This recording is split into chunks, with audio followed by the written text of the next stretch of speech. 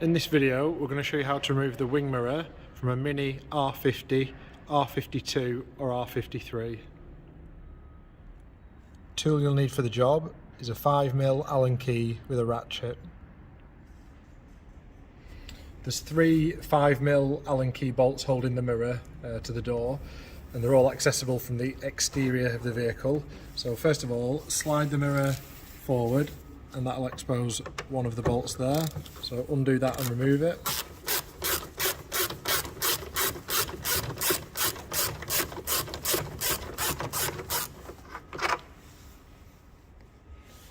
Now fold the mirror the other way. So folding it in, and there's the other two 5mm bolts.